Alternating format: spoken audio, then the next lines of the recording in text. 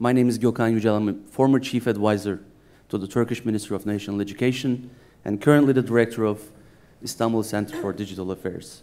And welcome to our Ideas Lab session. Well, Ideas Lab is an intensive and interactive workshop designed to produce radically innovative research proposals. So participants from a diverse range of disciplines come together in a creative, free-thinking environment away from their everyday routines and responsibilities and immerse themselves deeply in a collaborative process around an important challenge. And Ideas Lab connects big ideas with big thinkers by combining creative visuals with lively interactions. And our panel is entitled today, How We Learn and Innovations that Help Us Do It. We have three amazing speakers today here, and I don't think that they require a very detailed introduction. Our first speaker today is Professor Olivier Houllier. He is a professor of behavioral and brain sciences in Aix-Marseille University in France. And he'll talk about brain matters, innovating in the classroom with neuroscience. And our second speaker is one of the top 10 finalists of the Teacher Prize, Kiran Sethi, the amazing, excellent Kiran, and she is the founder and director of the Riverside School in India. And the third speaker is, again, one of the top 10 finalists of the Teacher Prize this year, again, the phenomenal Ritz. He is the founder of the Green Bronx Machine in the United States of America. So without any further delay, can we start from the first speaker, which was Olivier. The floor is yours. Thank you very much. The one thing we found out yesterday about our top 10 finalists is how passionate they are and how they are going to imprint the brains, the personalities of all the students, the kids they interact with. And what is very interesting nowadays is, regardless you're working in private or public schools, we hear about innovation. Innovation this, innovation that. Methods, technology, generally. When you hear about innovation, it's about tech, right? Tech. Tech here, tech there. So what is innovation in the classroom today? When you search it on Google, for example, you find out iPads, digital whiteboards, online courses, MOOCs, all these things. But is this really innovation? Take an online course, for example. I don't know how many of you have attended some, finished following an online course, but there is one thing that is sure, is most of the time, these things are just a transfer of what is occurring in a classroom onto a digital format, meaning that everything that is great in a classroom is on digital format, but also everything that is not so great in the classroom is on digital format. Why is that? One of the reasons is because we don't take into account, in my opinion, most of the very recent knowledge and findings in behavioral and brain sciences in order to design content and format in schools. What do I mean by that? Very interestingly, when you look at the private sector, in so many fields, so many industries, you name it, health, food, sustainable consumption, even the law, they are looking at what is going on in the brain and also the psychology of people. They learn from that. How come, when you look at public education, it might be the last field on earth that is not relying on these insights in order to improve content, to improve the way we teach, and to improve the way they learn, and the way we as teachers learn? So yeah, well, it's quite easy to say that. We're not going to brain scan every kid in the world, every teacher in the world, in order to have some insights. Yet, today, we have possibilities to explore the personalities, to develop real innovation, because let me tell you one belief, and by the way, my name is Olivier. I'm a teacher. I'm a researcher, hence I am very, very subjective. So let me tell you my side of the story. My side of the story is that if we start to understand a little bit better how attention and all the attention mechanisms occur, how memory operates, maybe we're going to be able to adjust, to customize the format and the content. And it can go down to all the details. And let me tell you something. My name is Olivier, and I'm obsessed about details. Do you know this? This is a very, very famous psychological test. It goes back 75 years. It's called the Ray figure. And generally, you ask kids to look at this very complex figure, to memorize it, and then to reproduce it. And there is a way to grade the way kids reproduce it. And from this, you can assess and have an idea of their spatial cognition, their memory. In our lab, we did something very simple. Oh, let me tell you something. My name is Olivier. I love very simple things. We asked 2 groups of kids to perform that task. One group, we told them, you're going to do a geometry task. Look at this, memorize, draw it. Once it disappeared. On another group, very similar, what was told was, you're going to do a drawing task. Guess what happened? The group where we told it's going to be a geometry task, the boys outperformed the girls.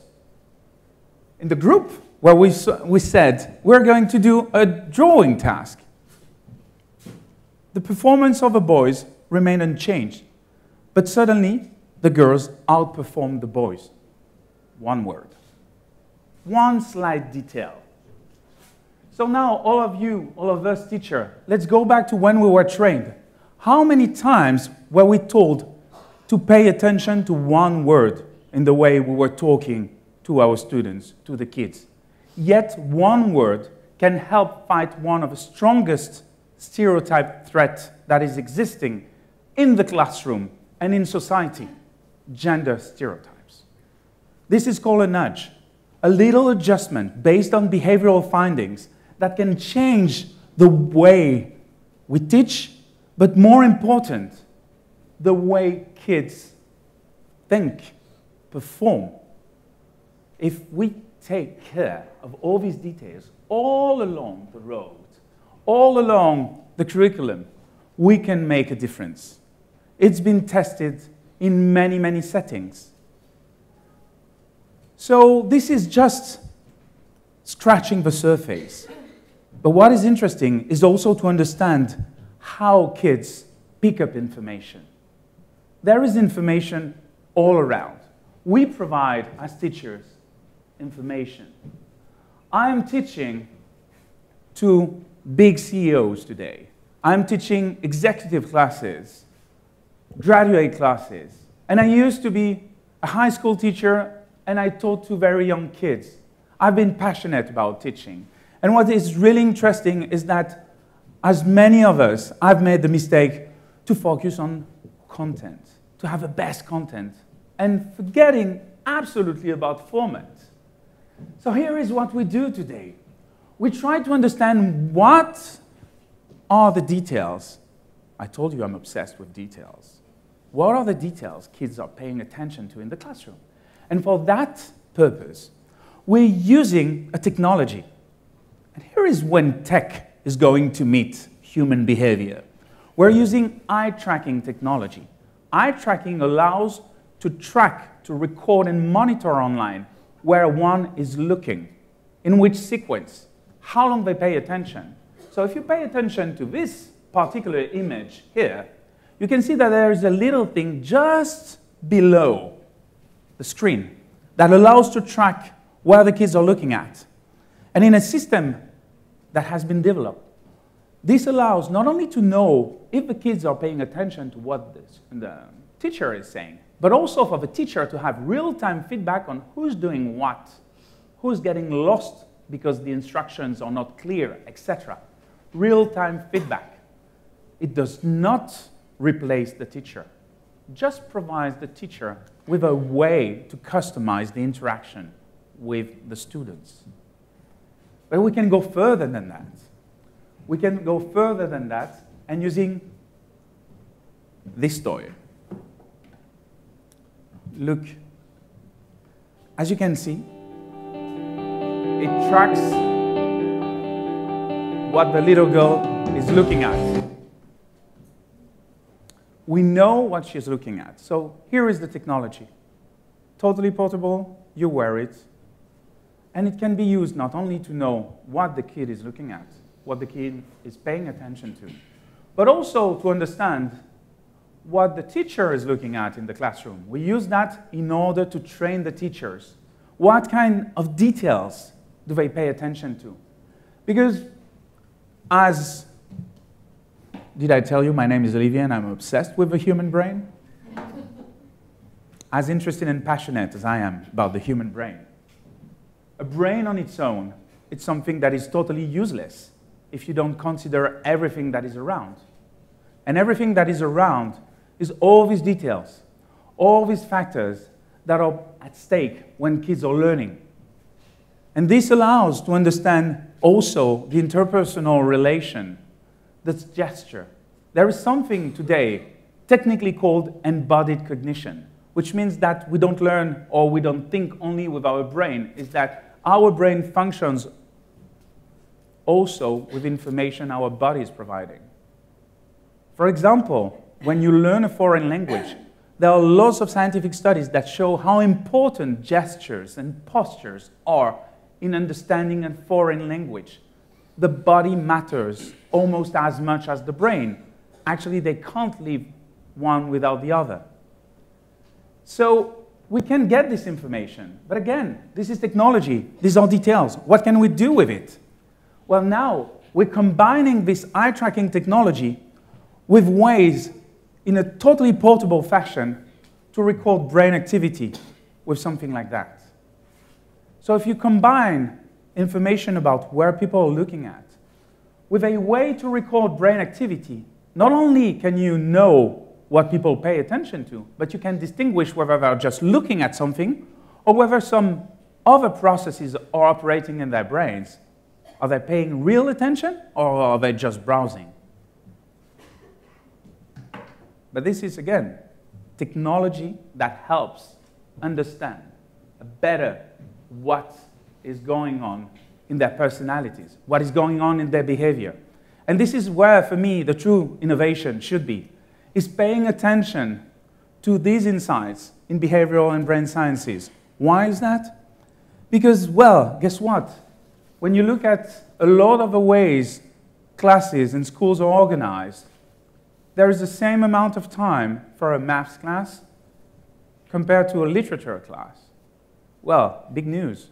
There are scientific studies that show that the attention span in a maths class differs from an attention span in a literature class. This is just a detail. Then the other thing we can learn from the brain is that, of course, we simulate a lot the visual system in class. Sometimes the auditory system, but most of the time, here is where we stop. Audio, video, vision, and sound. But what about all the other senses? And this is why I'm working at the moment with a company called Visual. You know what they do? They scan things first. But they scan all kinds of things. And after they scan them, high definition, they print them in 3D. So I know a lot of you might think 3D, the buzz around it, but it can be great for education. For example, imagine you're studying biology. I told you I love the human brain. Here is a human brain that has been scanned and printed. And what is the difference? Generally, when you learn neuroanatomy as a kid or in university, you read it on a book, or you see it, at best, on a screen in 3D. Here, you can touch it. You can go all around it. You can feel it. And this is fantastic because we learn better with more information through different channels. Multisensory information is fantastic to learn, to experience things. But it's not only about biology or about rocks and all the things you can scan. Think about arts, archaeology. You can scan some antique piece and see things that are hidden inside. That's one thing. Discover the hidden treasures. But you can also manipulate it, touch it, feel the different textures. And believe me, even on paintings, being able to touch something that has been 3D printed and to experience that totally changes the way you learn, the way you feel, and the way you're going to be impacted by this material. And it spans from biology to archaeology to arts. This is a whole different experience. And here we are again. Technology serves human experience. So as you understood, my message is not to equip every classroom in the world with technology, but to consider that the true innovation might be to step back sometimes from technology and just use it as a tool in order to enhance what is most important and what our top 10 finalists of a Global Teacher Prize embody: the passion, the willingness to share, and also, very importantly for us teachers, the willingness to learn. It's about passion, passion, passion. I thank you very much for your attention. Thank you. Well, the format tells us now to open the floor. Each presentation will be followed by a 6-minute question and answer session. But before that, I'd like to remind you that the Global Education and Skills Forum is being covered live by social media. So we have a worldwide audience joining in the discussion via the hashtag GESF. So we'd greatly encourage you to join that through live tweeting with the hashtag. So now the question and answer session for the next 5 minutes. We can collect a few questions. Gentlemen here, please. The mic is coming, so if you can just... Good morning, hello. My first question, well, naturally to Olivier, is how does it work with these glasses in reality? Is it practical to give out 20 glasses to children and to then monitor it in the classroom, or would just one pair of glasses be given out and then the teacher tracks it and then uses that experience from there on? Any other questions? Gentlemen in front. My name is Dahiru Sani from Nigeria.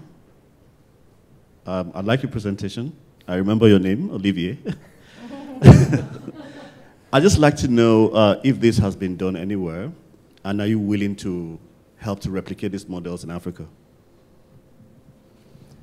One more question, final question, maybe. Yes, lady in the middle. Oh, really? Thank you. I would like to know how would the usage of this technology affect the children's affection? Because we are looking into our interest as a teacher. We want to know what they were thinking, but what about the children themselves? Would they be affected by using such technology that they will be intimidated and not focus on what they should do, which is learning? Thank you. Yeah. Final question.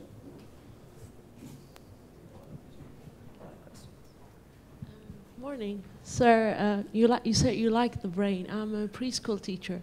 So I think they told us that the first 3 years are the most important for the brain. Have you done any research that's related to very young children, like from 1 year to 3 years, 4 years, before going to like being bigger? That's what I'm thinking. Olivier, we have 5 minutes to answer all these. We know your name is Olivier, and you can do it with this name, which is... Thank you very much. So to address, all of these questions are connected and are really, really important to us. So the first thing is, yes, we can equip as many kids as we want in a classroom. We have a technology now, thanks to all the mobile devices. If I had given this presentation less than 3 years ago, we would have talked about having each kid with a backpack and a laptop in the back for the eye tracker, a laptop in the back for the brain stuff, and it would have been a nightmare. Today, everything goes in a small phone, the same one as most of you have, and then it sends wirelessly to some centralized server that is processing real-time what is occurring. Given that you provided some areas of interest that you define, for example, on your slide, which points you want to know whether they're looking at or not. It requires that. That's the first thing. Second, it's been implemented in several pilot schools, and we're more than willing to bring this technology everywhere, including Africa. As you can imagine, this technology has a price which has totally dropped, and there are actually 2 big foundations that are willing to help us, and we're talking also with the Varkey Foundation in order to be able to scale this technology. Because at the moment, it's been tested in several areas of the world, mostly Europe and the US, and we are very willing to understand the individual differences, because I'm very, very much aware that one-size-fits-all doesn't exist in behavioral sciences in general, especially in education. So we'll not make that mistake, and to be honest, at the moment, we're lacking data from Africa. So my name is Olivier, and we'll exchange our numbers. Now, that is a very good point. We know that as soon as people are equipped with something, or even change their clothes, their behavior can change. So I can assure you one thing. As soon as you start putting these things on kids at the beginning, it's like Star Wars. It's like sci-fi. They look at each other. But very, very, well, it takes a couple of minutes where they're distracted, and then they forget about it. You know why? Because they have a killer teacher in front of them, and they forget about the technology. So it's all about the teacher. But it's a fair point. It can be a distraction, but again, it's a distraction at the beginning. If you do it throughout the course of a day already, they forget about it. If you do it over a week, then they get to school, they put the goggles on, and as you saw in another setting, they don't put anything on. It's just below their screen, so they don't know that they're being tracked until they're told so. Of course, it's done in full transparency. It's not about not telling the kids that they are being monitored, which on a scientific point of view can be discussed, because as soon as you tell people they're monitored, they change their behavior. But ultimately, and I want to be also clear about that, we don't read their brains. We pick up information about attention, where they look at. It's not about peering in their most inner thoughts and things like that, which we can't at the moment. We won't. Finally, yes, the first 3 years are important, but let's face it, we're teachers. We interact with kids that become teenagers, that become adults. Every year is important. But what is interesting is to be able to identify how, if you track over time with this technology or other technology, even paper, whatever you want, but being able to track the performance of the kids, which is something that is lacking in most public education, is a track record to see how they evolve, how they grow, and how they thrive. This is what is lacking. So yeah, the first 3 years, I totally agree. Although sometimes it's dangerous to give them expensive equipment that becomes, I don't know, something they throw at each other, and you're like, too bad. But at least they are being creative. My plea here is beyond brain and behavior, is to advocate for evidence-informed content and teaching. And let's face it, I'm not, and this is very important, I'm not advocating for evidence-based teaching, just evidence-informed. Because again, what really matters is here, is passion, is involvement and engagement. We can just help make it even better. Thank you very much. Thank you, Olivier. Your demo made a lot of sense because yesterday, during this post-2015 agenda session, a participant asked the question about the role of research in special education policy. So I think this type of research and others will make huge impact on developing the future of learning and teaching. So, and it will only happen and develop thanks to foundations. I mean, the public system at the moment is just doing with education what it's done with health, etc. Is they will react to what the private sector and or the NGOs are doing. So it's very important at this point that we find people who are willing to pilot, to play with us, because it's a game, it's an important game, but it has to be fun. It has to be informative, but we need places where we collect the data, where we gather the data, and we're able to mine this data, understand better what is occurring and the differences from even one city to another. Sure. But for that, we need the foundations to be involved, and I'm really, really grateful to the Varkey Foundation to have invited me to present and to interact with you. Thank you. Our next speaker is Kiran. Kiran, I must say you have big fans in Turkey. Oh. They said hi, by the way. Turkey. I'm sure you have fans all around the place. But many people from Turkey, teachers especially, who knew you before from your TED Talks or else, wanted me to say hi to you. And we'll be hearing Kiran with her title, Not by Chance, by Design. Yes. The floor is yours. Hi, my name is Kiran, and I love design thinking. This conference, I remember Vikas started by saying that we were talking not so much about problems, but of solutions. And today we are in the midst of looking at what are the possible ways in which people have addressed the struggles or the gaps that exist in education. My story, again, like I said, started by being a mother. My son was going through a school where very quickly he learned the word I can't. And at 5 years of age, he was told he was not good enough. And that was not good enough for me. So I took him out and I said, okay, I can do a better job. So when we're talking about solutions, I want to start by actually talking about the word choice.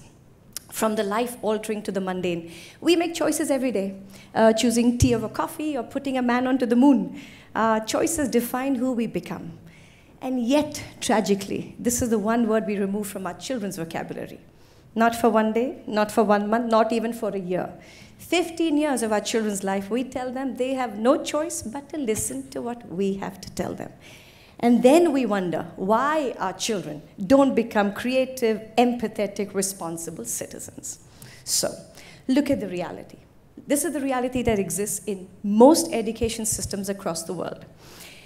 The focus is on the fastest, the strongest, and the smartest, where so the academic outcomes of what is valued over student well-being.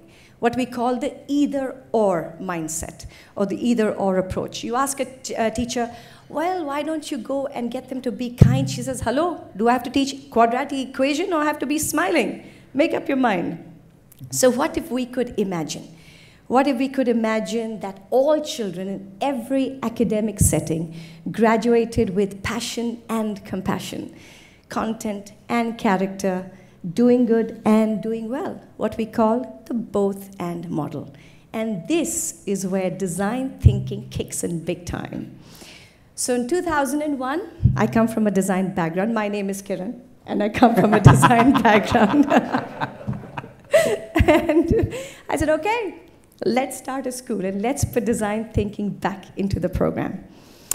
So this is the solution I would like to offer. It is not technology, it is not an activity, it is not a program, it is a mindset. If you look at everything around you is designed by humans. Everything, right from the watch you wear, to the place you're sitting, to the flight that you came in, from the cup you drink coffee in, everything you see around you is designed by humans except nature. So what if we could design human nature? How could we design human nature systematically, mindfully, that children become empathetic? So you start with the word feel, the human-centered approach. All right, the whole idea of Who is the person? So you don't design for somebody, you design with somebody. Then imagine. The next step of this framework is imagine. How do you look at ethics? If, for instance, somebody is saying, I'm going to make something better, you better take the responsibility for it. Then it's no longer anybody else to blame. Then you can't say, oh, it's Tuesday, so it didn't work. Or, you know, I'm not feeling well today. If you're taking something from a current scenario to a preferred, you have to take the responsibility. So that's what we teach our children. Responsibility for the action. Then do it. Creative agency. The whole idea of engagement, collaborative spirit. That I am because you are. That is the whole culture that we are building.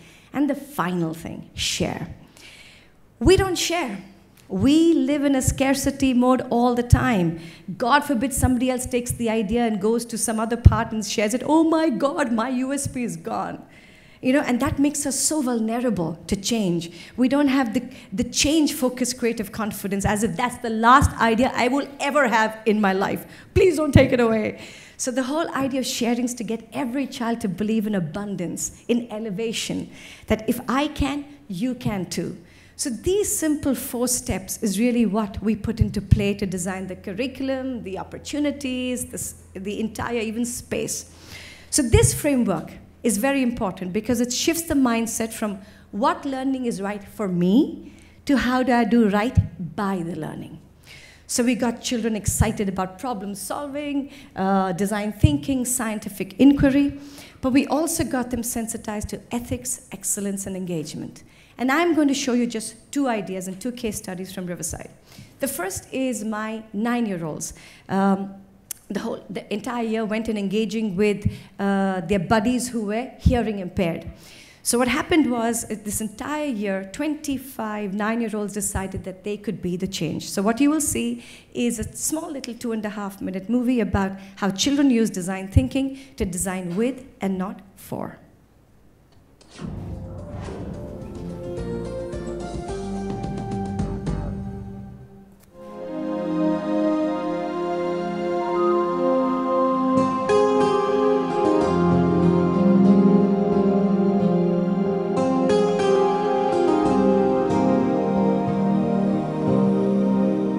What was the video about? Yes, Yucel. About a person, Nick, who didn't have hands and legs.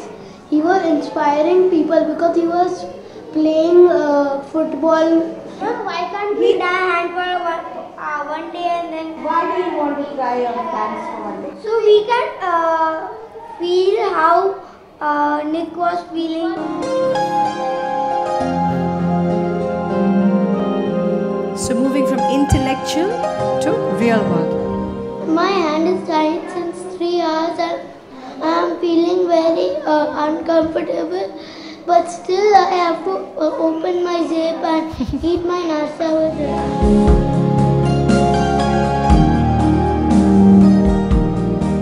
So they learned sign language from their buddies. It was a whole relationship of equity.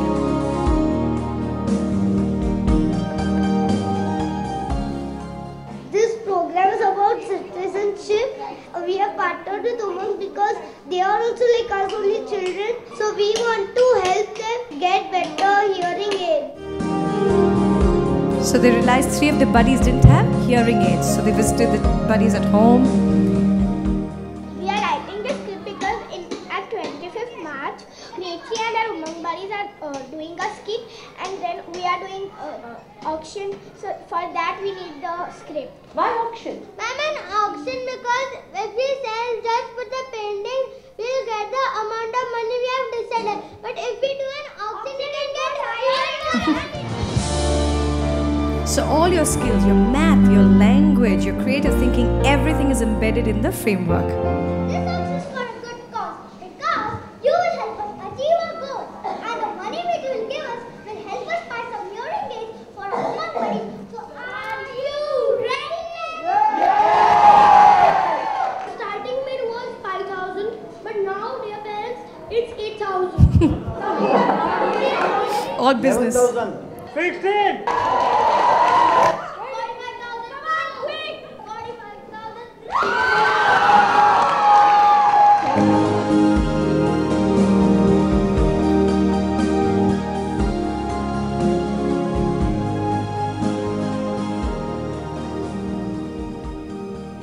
So the idea in each of the experiences, we don't call them curriculum, subject, or activities. It's an experience. Olivier was talking about the whole body experience, and I keep saying bones and all. Your participation in learning has to be. It can't be intellectual, because so much of the work is saying that, oh, you know, I can think about it, but I don't really have to do anything about it. I don't have to add value. The second case study I'm going to show you of much older kids learning business studies, the whole idea of packaging, marketing, selling, looking at a product that can add value to a life story. So this is my 15-year-olds who decided to create special ice cream for the leading ice cream brand in the ice cream company in the city to add value to their social cause. So the ice cream was designed, created, marketed, sold, and then finally the proceeds went for the work that they were doing with cancer-struck patients. So this is the whole idea of content.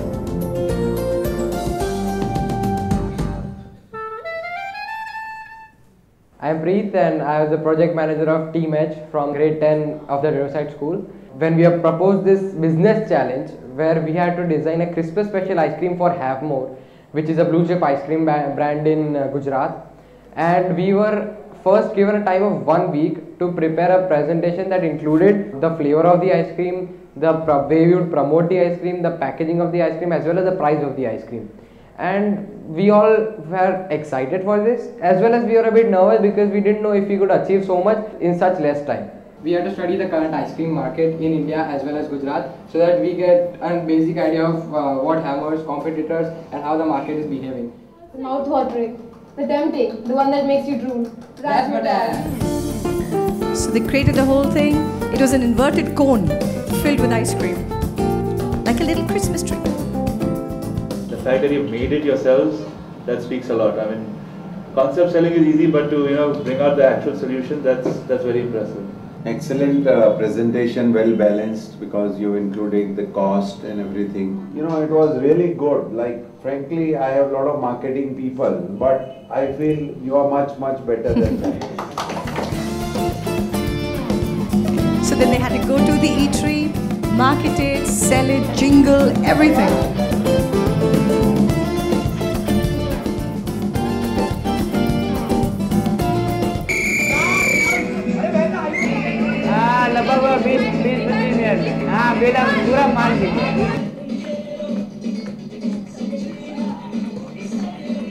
Been accepted well into the market. People are just loving it, and so am I. The chocolate is so good and raspberry, it's perfect. The best part of it was that it started off as a challenge, and then eventually it was selected as their permanent product. And they offered us 1 rupee from each cell, which we can use for any social cause of our choice.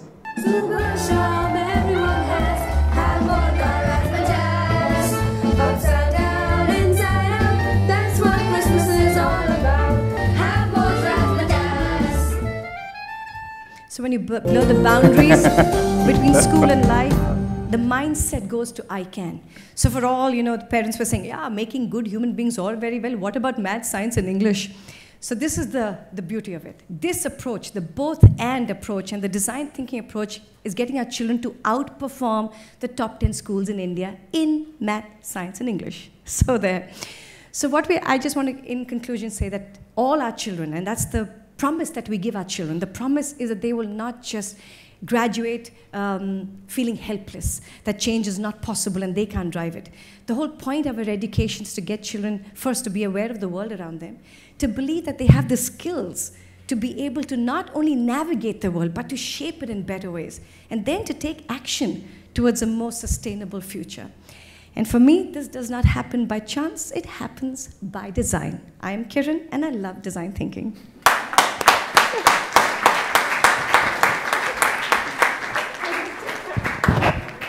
Thank you, Kiran, very much for your presentation. Any questions from the floor? Have questions. Have questions, yes. We have one there from this gentleman, 2, 3, yes, yeah, 4. Wow. This was brilliant. Thank you. As you think about the possibility of scaling this kind of work, what are the kinds of things that come to your mind, particularly in terms of building the capacities of the teachers to do this wonderful work? 3 more. 2. Hi, I'm Sam. I work for GEMS in Dubai. I just had a question about what you came to right at the end, about fitting your design thinking into exams. And I was wondering what the challenges were, especially with things like, say, quadratic equations that don't have such clear sort of real life examples. Hi, I'm a preschool teacher. I'm a kindergarten teacher.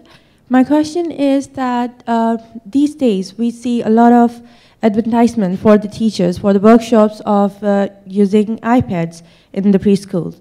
So there are a lot of workshops as well. And is it the marketing only, or we can use it? Because if they will use the iPads at this age of the preschool, you know, at the age of 3 or more, so will they be able to think like this, going and experiencing it with the tips or by going and doing?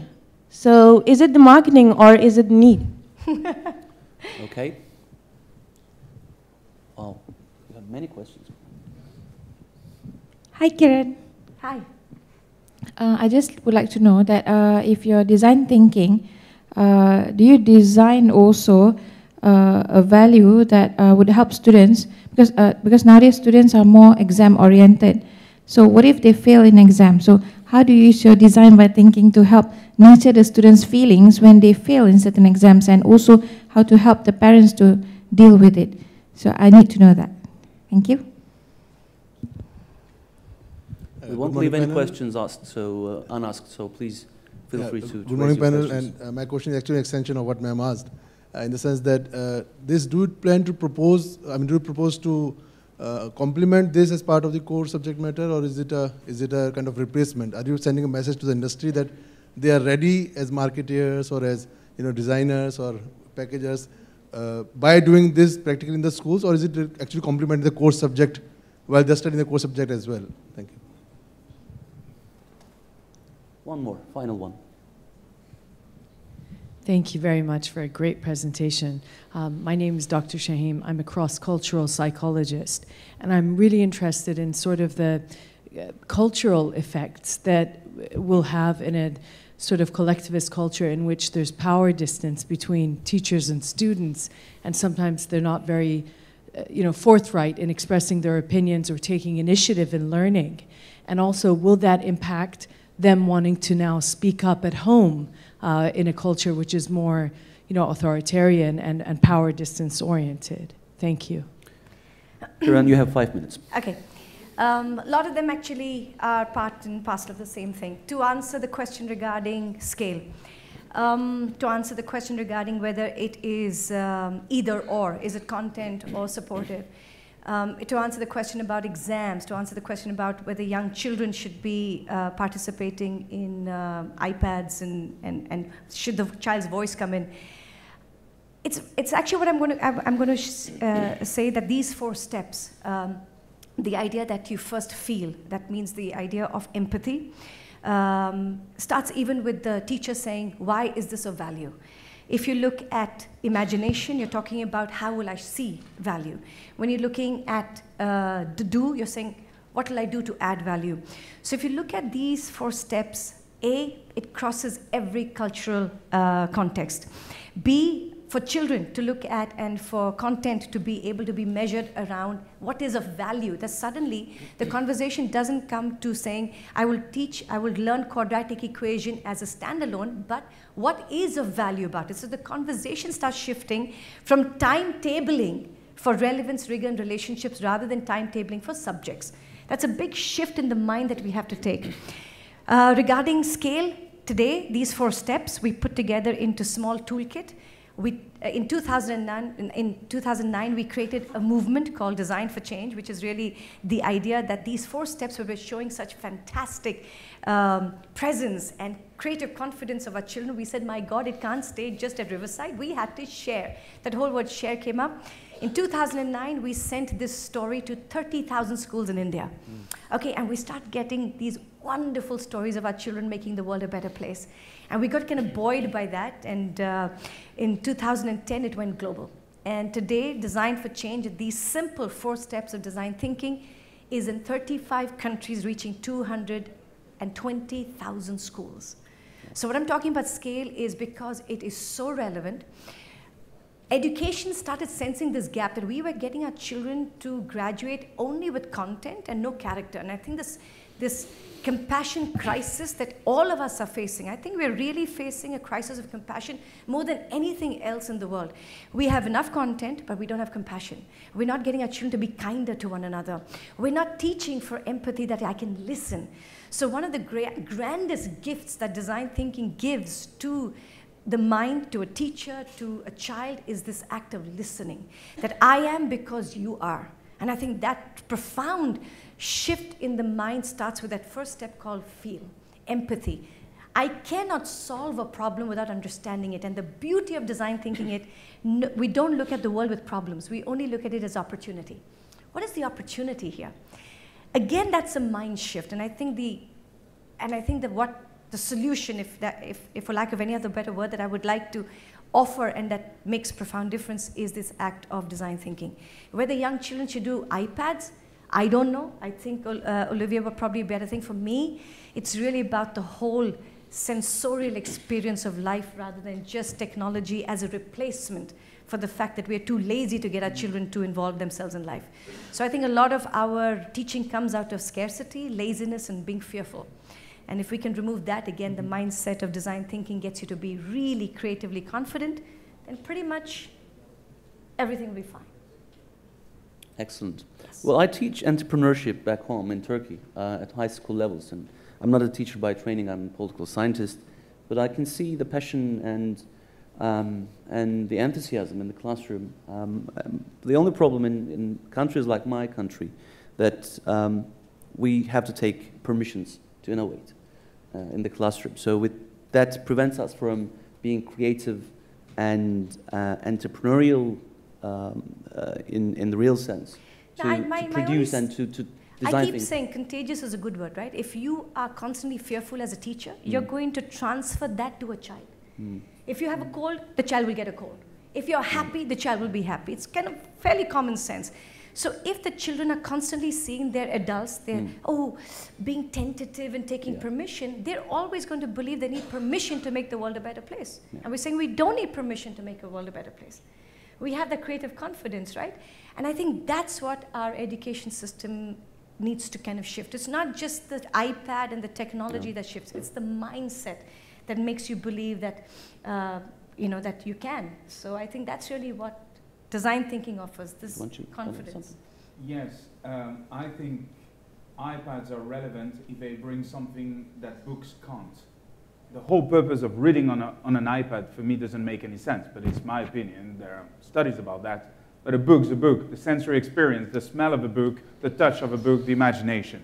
Now, if the iPad provides something a book cannot provide, here we go. But to end up on this innovation, you don't need technology. Actually, regardless the age of the students I have, I force them to innovate, which somehow is a big paradox. And you know what I do? I tell them, you take a sheet of paper, a pencil, and let's innovate.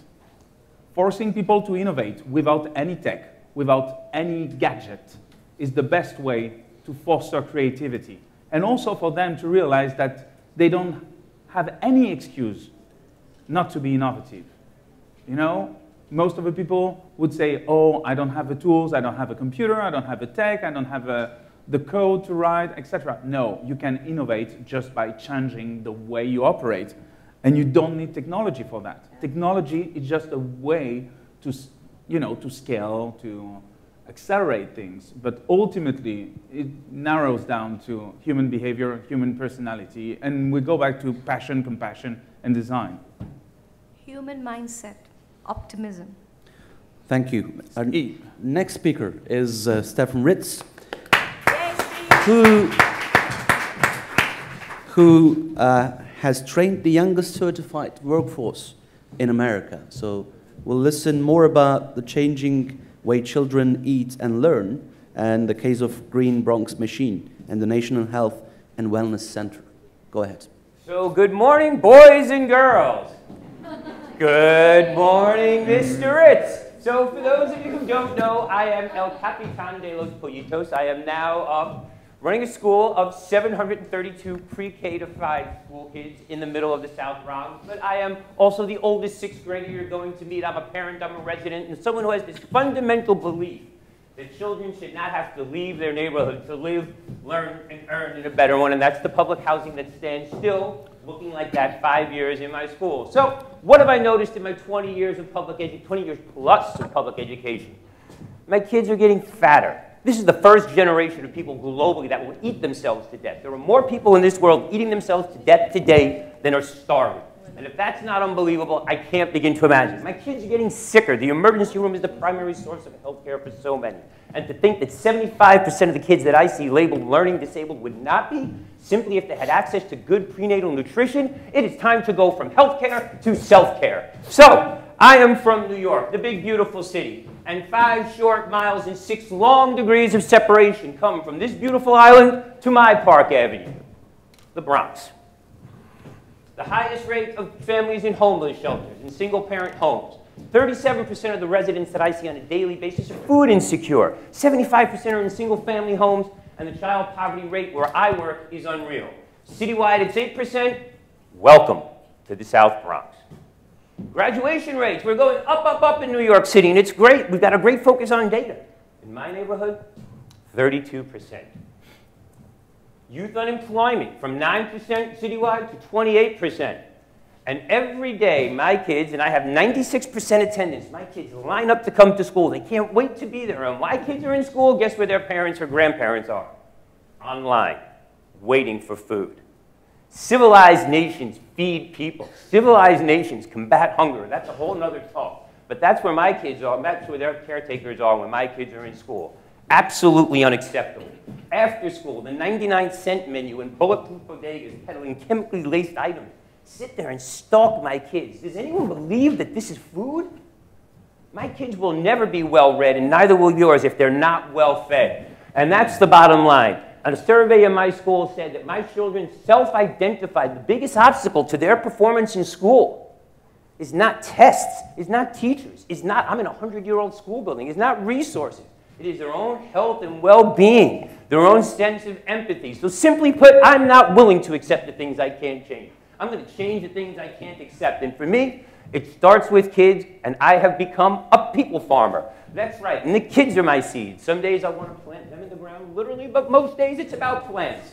And we all come together to do amazing things. And since about 3 years ago, I've been on this mission. I got involved with plant-based education, teaching people all over the world about planting. And remarkably, I've been able to plant seeds all over the world. I find it rather remarkable that a teacher from the South Bronx with no farming experience actually made it to the front page of El Colombiano newspaper.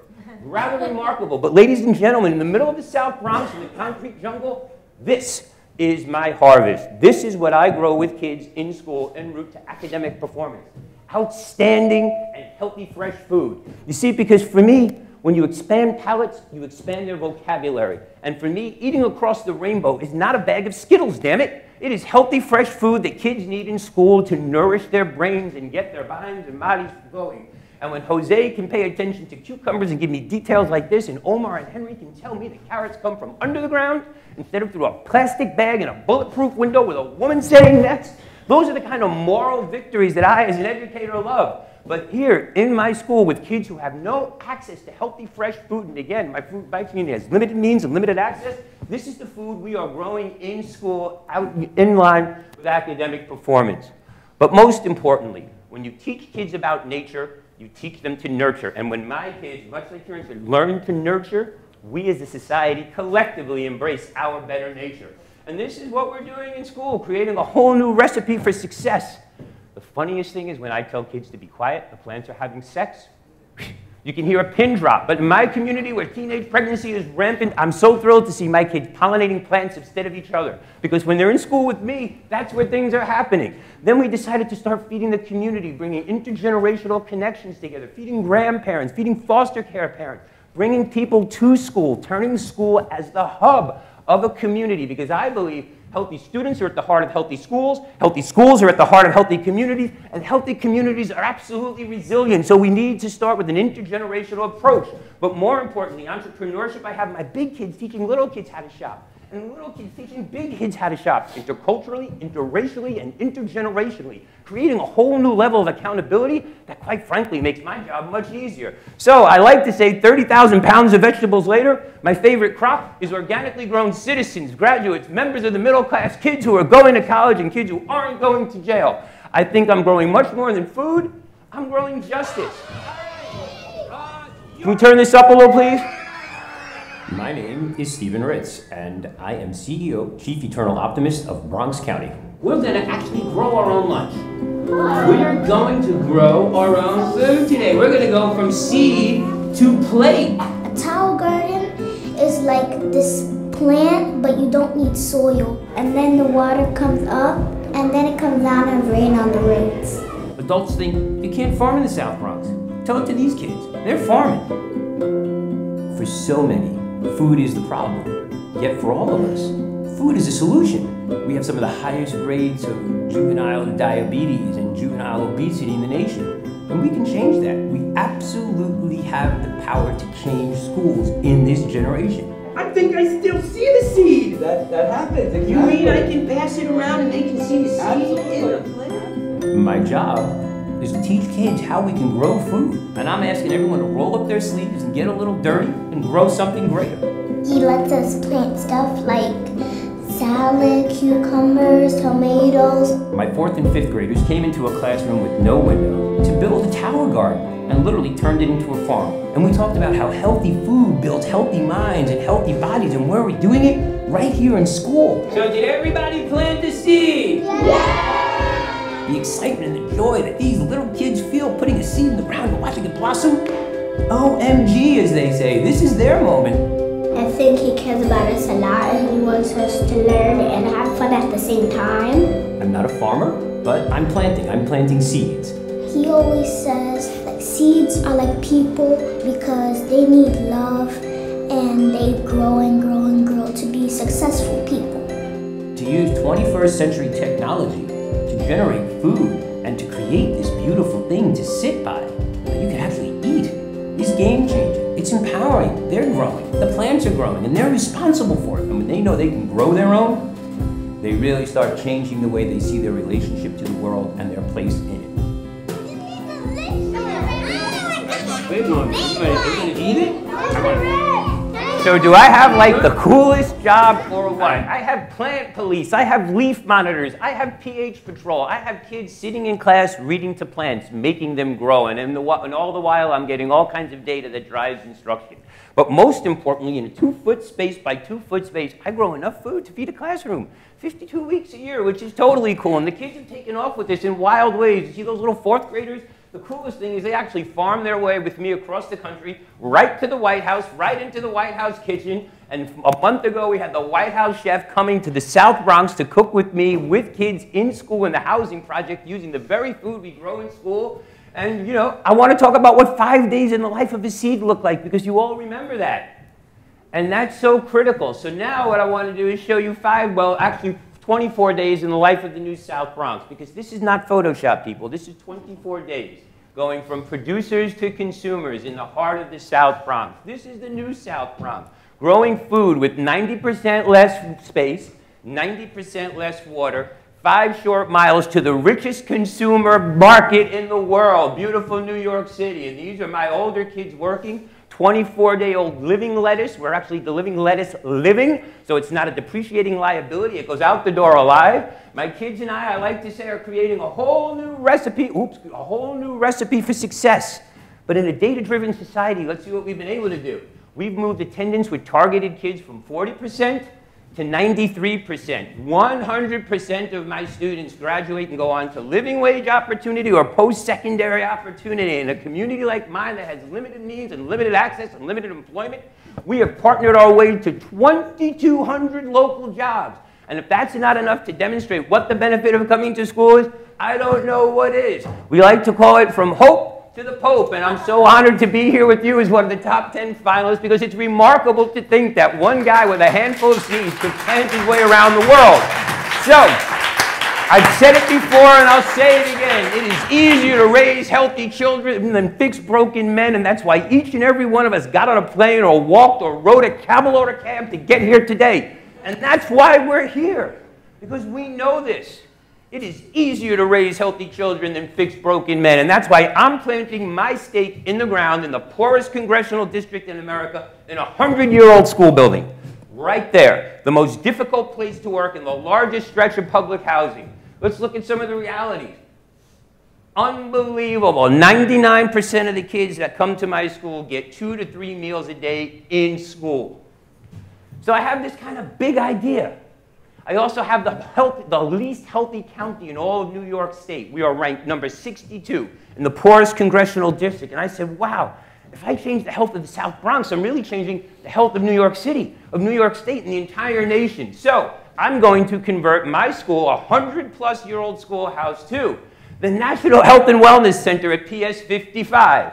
I believe that we can change the way children eat, we can change the way they learn, and that we can change outcomes in this and for all future generations simply by having kids eat healthy, nutritious food linked to Common Core and content subject matter. Unbelievable. And the craziest thing is, guess what? The kids are totally on board. Weekends, evenings, parents are involved. I believe that we can go from impossible to I'm possible in this lifetime, and I will tell you what, the kids believe in me, and they believe in us. They show up daily.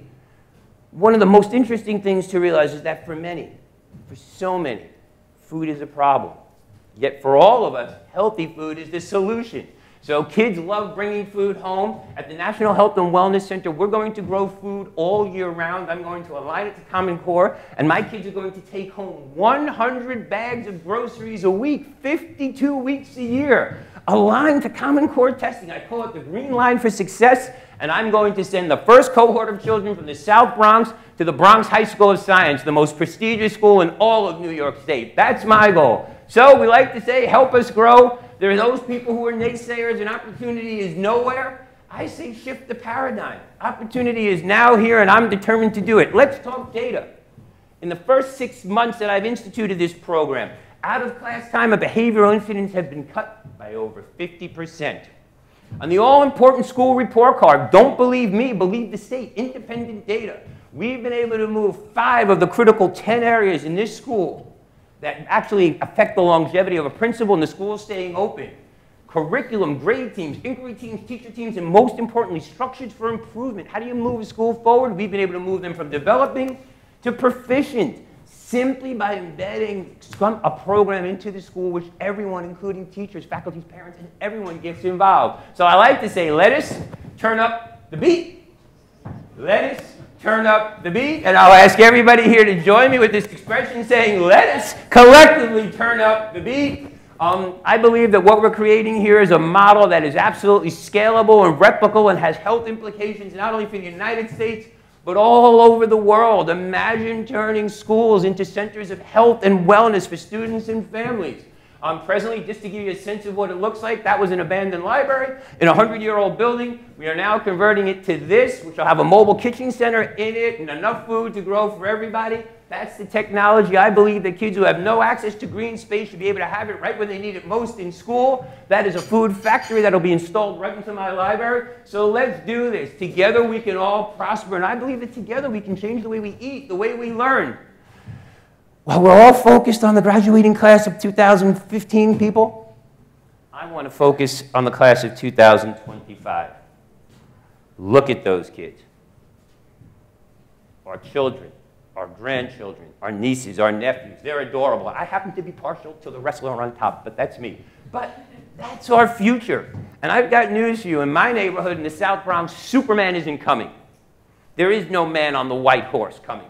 He's not. I, me, you, us, we are the ones that those kids are waiting for, and they need you and all of us to grow the biggest pumpkin ever. I started my career by spreading green roofs around the South Bronx, but now I'm spreading green kids everywhere. Because I come from a place where we have everything to gain and nothing to lose. And now that you know more, I expect you to care more. And now that you care more, I expect you to do more, because we are teachers. We are educators. We are the ones who don't accept life as it is. We don't talk about life as it could be. In the South Bronx, we demand to change life as it should be. And that's what my kids and I have done in my lifetime. And remarkably, we're just getting started. So in dark, abandoned classrooms where there are no windows, my kids and I, we are growing food. We are creating life. And if I can, you can, we can, that's what this movement is about, to grow something greater. Ladies and gentlemen, I'm Steve Ritz from Green Bronx Machine. My kids run an incredible website, an incredible Facebook page. Like them. They have metrics for me right here today because I'm missing work this week. So like them on Facebook. And let's work together to grow something greater. Thank you very much. Thanks, Steve.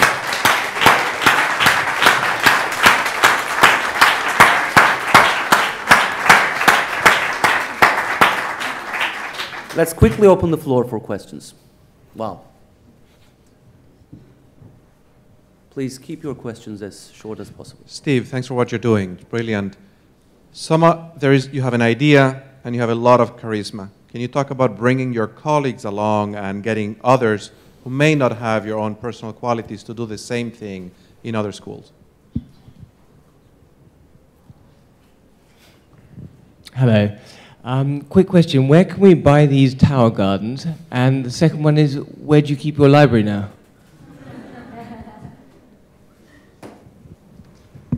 Hi, Steve. I'm from Spanish Harlem, and I just wanted to say that you're ridiculously amazing.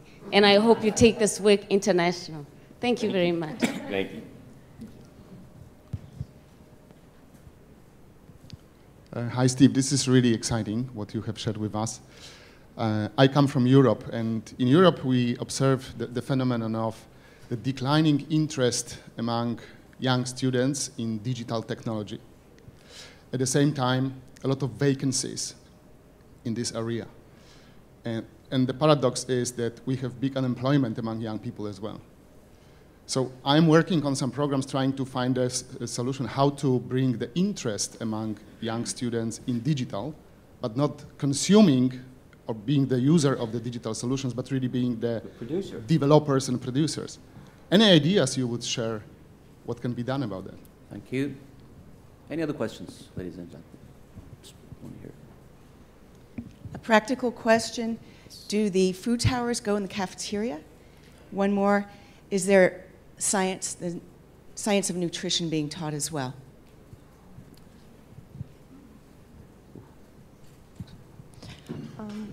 Sorry. Listening you three guys, it was amazing that whatever your experiences, whatever we saw in the videos as well, it shows that the experiences don't need the chairs and the walls in the school. So usually in Pakistan and India, in the remote areas, we don't have the walls and the proper sitting arrangement in the schools. But can't this project be something like this, like you people can you are renowned for internationally? So would there be any project that these people living in the village, the children, they have the nature, the dirt, and the experiences with the tractor and everything. They can learn by doing these things with your projects, whatever they are experiencing. But experiencing the real life with the vegetables, the plants, and the professions we have locally in our areas. Thank you. Any final questions? Okay, one question. I just wanted to make a comment. Sure. I think that all 10 of you deserve to win $1 million because there's not anyone that's better than the other. You're all amazing. And I'm so touched by what you've done. It's amazing, both of you. And all of you really deserve $1 million. So I think someone sitting in the room who has money, they should offer it. Okay, thank you. That's the question I'd love to answer. So, long made short, I don't even know where to start, but let me give you some context. About 3.5 years ago, I was over 300 pounds. So I myself have eaten my way to good health simply by eating the food that I grow with kids in school. In terms of making it a leadership or embedded model, I think Wendy Kopp spoke to it yesterday. It's about leadership. It's about retention. So what I wanted to do is do something that would engage kids, parents, faculty, and everybody in the culture of school, because food is a non-negotiable.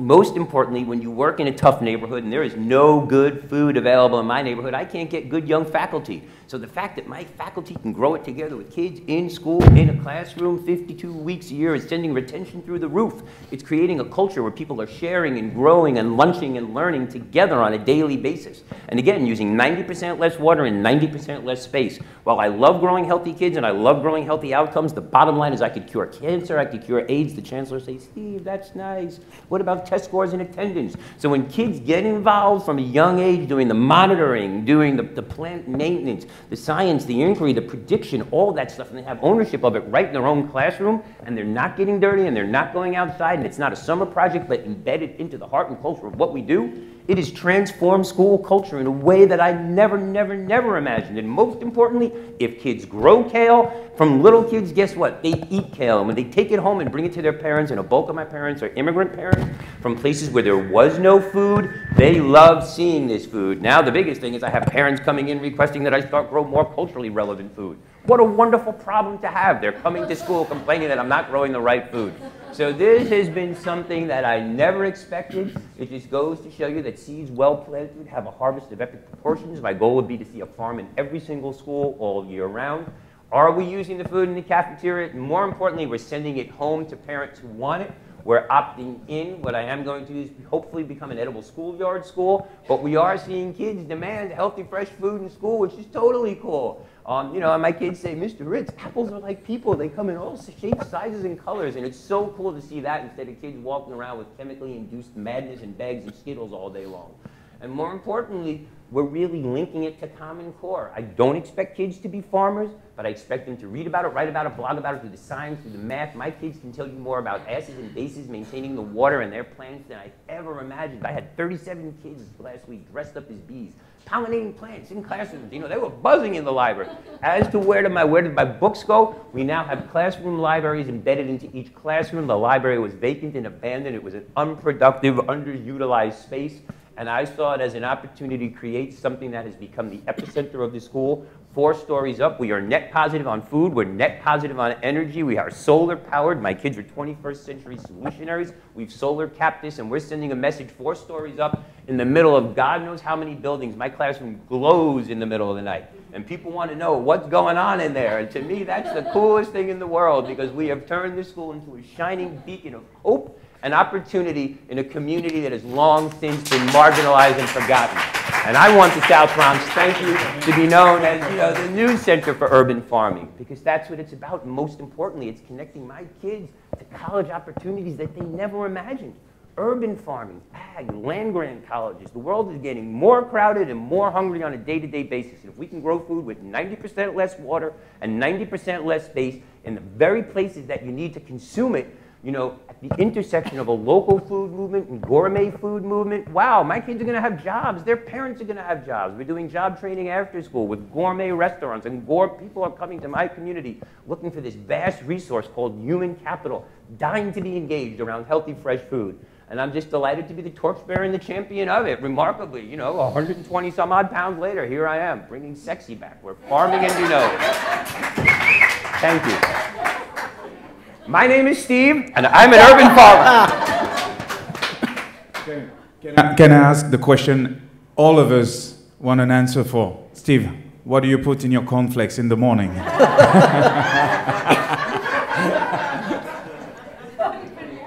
You know, it's interesting. I will share this. I started this program with overage, undercredited kids who came out of prison.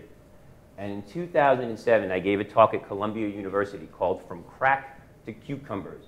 And basically, I brought 20 kids down to Columbia University who were formerly selling crack, who got engaged in the local food economy, living wage jobs, green roofs, green walls. And, you know, no matter how you feel about substance abuse, no matter how you feel about addiction, society as a whole benefits when kids sell more cucumbers and less crack. So it's really about creating opportunities, and that's what this is really about. And it's an opportunity to engage people in ways they've never imagined. I'm just blessed, I'm humbled. And yeah, I'm glad, we're delighted to get you the technology. We actually you can buy it directly from my kids who actually benefit and self-support the program. You know, my kids, please like them on Facebook. It's a lot of fun. And we have a barn raiser campaign. Believe it or not, I've taken on this role as a volunteer, so I am totally self-funded and depend on the public to do this thing because I don't want to be beholden to anybody. But if there's someone here with $1 million as well who would love to write a check, I'd love to put your name on it and take it around the world. Come see me after school. Thank you so much. Thank you, Steve. Thank you all three for seeking new horizons to bridge research, innovation, design, and bridging human factor to what you do, which is, I think, very important. And all these qualities and issues are no luxury items on the global education agenda, and thanks for bringing them forth and showing them as maybe like imperative for the new learning ecology. And thanks for joining us. Thank you. God bless.